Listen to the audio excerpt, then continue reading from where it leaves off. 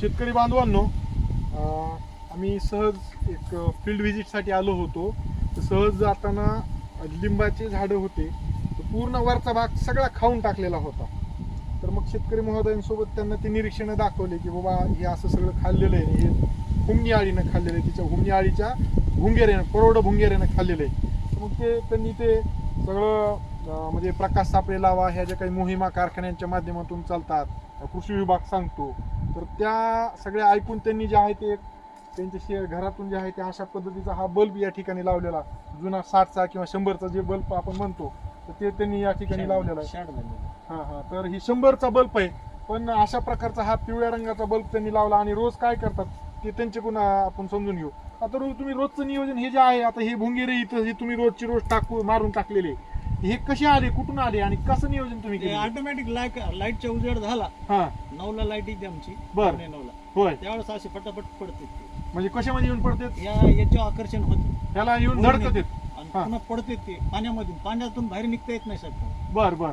पाण्यामध्ये औषध जरी नाही टाकलं हा, तरी बी ते मरतात, बाहेर मरून जाते ते. मी बाहेर काढत नाही, नंतर वाळून गेल्यावर मग ते बाहेर टाकतो. बर बर बर बर.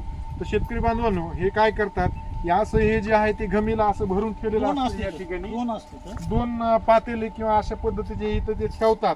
आणि हे सगळे भुंगेरे ह्या, आता इथं कडुलिंबाचं झाड आहे, तर ते इथं ह्या लाईट चालू झाल्यानंतर इथं येऊन धडकतात, आणि इथं येऊन धडकली की ह्याच्यामध्ये ते पडतात आणि ते मरून गेलेले आहेत. जवळून जर आपण निरीक्षण थोडंसं जवळून दाखवा, अक्षरशः हे सगळे हुमणीचे भुंगेरे या ठिकाणी मेलेले दिसालेले आहेत. सांगायचा उद्देश की बाबा आपलं ऊसाचं, सोयाबीनचं जर आपल्याला पुढे नुकसान होऊ द्यायचं नसेल, तर अशा प्रकारचे आपण प्रकाश सापळे, कारण काही ह्याला जास्त काही ह्यांना वेगळं काही करायची आवश्यकता पडली नाही, तर असे बल्ब तुम्ही लावा.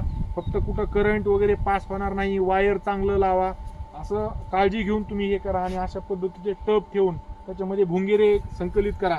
आता आम्ही पुढं सुद्धा दाखवतो की कशा पद्धतीने ह्या भुंगेऱ्यानं जे आहे ते या ठिकाणी लांब कशाला. आता इथं जर आपण बघितलं तर या ठिकाणी सुद्धा जे आहे ते भुंगेऱ्यांनी जे आहे मात्र कमी पानं जे आहे ते खाल्लेलं आहे, पण कमी खाल्लंय. पण तिथं ह्याच्या कम्पॅरेटिव्ह जर तिकडचे लिंबारे जर बघितले प्रचंड मोठे, पण इथं थोडंसं बघा जवळून दाखवा.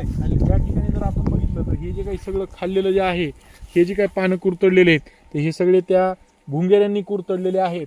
तर निश्चित आणखीनही आपल्याला पावसाला आणखीन थोडासा अवधी आहे. 2 जूनपासून आणखीन जुलैपासून जो काही पडणारा पाऊस आहे, त्याच्यामध्ये आणखीन ह्यांचा जो आहे तो हे सुप्त अवस्थेमध्ये असलेले भुंगेरे सगळे येतील बाहेर.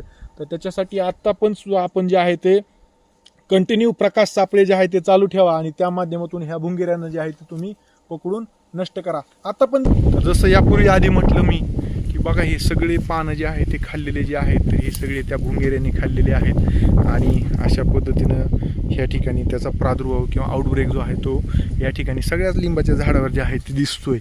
सगळे लिंबाचे हे पानं ह्या हुमणीच्या भुंगेऱ्यांनी असे खाऊन घेतलेले आहेत. तर सांगायचा उद्देश हा की आणखीन ते ॲक्टिव्ह आहेत, आणि तुम्ही सायंकाळी 6:30च्या नंतर जे आहे ते प्रकाश सापळे सर्वांनी लावा, आणि त्यांचं जे आहे ते व्यवस्थापन जे आहे ते आपण सर्वांनी जे आहे ते त्या ठिकाणी करा.